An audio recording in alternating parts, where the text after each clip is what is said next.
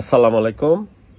কাছের এবং দূরে, ইটালি বা ইটালির বাইরে, আপনারা যে যেখান থেকে আমার এই ব্লগটা ইউটিউবে দেখবেন, সবাইকে শুভেচ্ছা ও ভালোবাসা। আমি উজ্জ্বল, ইটালির রাজধানী রোম থেকে।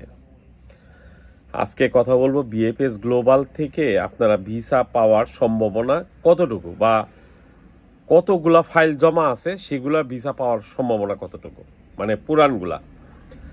আর কথা বলবো হলো এই যে 2024-এ যে এগ্রিকালচার উঠতেছে সেগুলা কি সব, এই যে যেগুলো সরকার নোটিফিকেশন পাঠাইতেছে নলস্তা দেওয়ার পর, সেগুলার কি ভিসা জমা দিলে ভিসা পাবে বা কি করতে হবে, এবং 2024 সালে ডোমেস্টিক আর স্পন্সর কবে থেকে উঠতে পারে। আর কথা বলবো হলো 2023 সালের ডিসেম্বরে আপনারা যারা এগ্রিকালচার, স্পন্সর এবং ডোমেস্টিক আবেদন করছেন সেগুলার কি মানে নুলস্তা উঠা শেষ হয়ে গেছে? আপনাদেরই প্রশ্ন, আজকে আপনাদের সেগুলারই উত্তর দিব।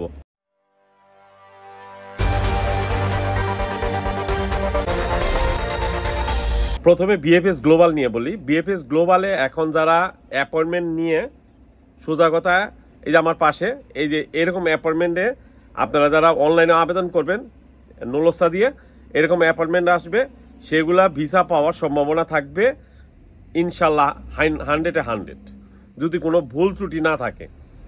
ভুল ত্রুটি থাকলে সেটা ইটালির পেপত্তরা থেকে ঠিক করে তারপরে ভিসা পাবেন। আর এই পর্যন্ত প্রায় 20,000-এর উপরে ফাইল আপনাদের আটকা বিএফএস গ্লোবালে। সেখানে 10% হলো আপনাদের অরিজিনাল, আর 90% হলো জাল, ভুয়া, যাই বলেন। এখন সেগুলো কিভাবে আপনারা ভিসা পাবেন?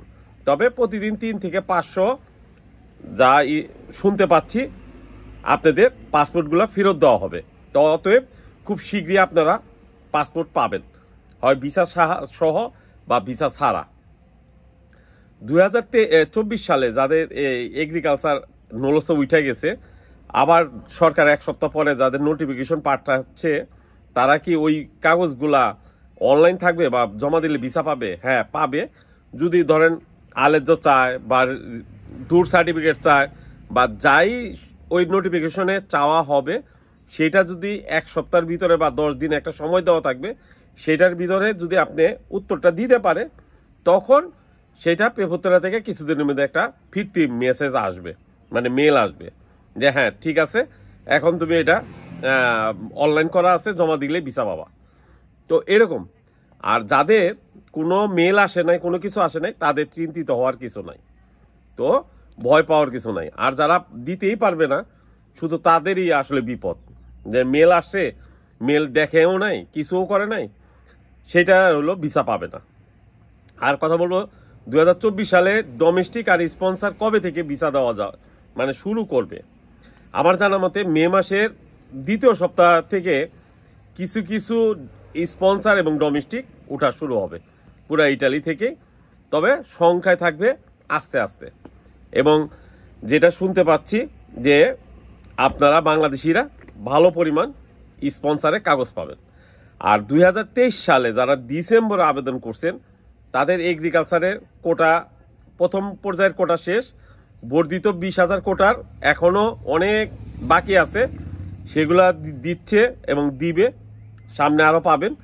আর স্পন্সর আর ডোমেস্টিক পুরা ইটালিতে বড় বড় শহর, রোম, তারপরে মিলানো, ভেনিস, বড় বড় শহরে এখনো 50%-এর উপরে স্পন্সর বাকি আছে দেওয়া।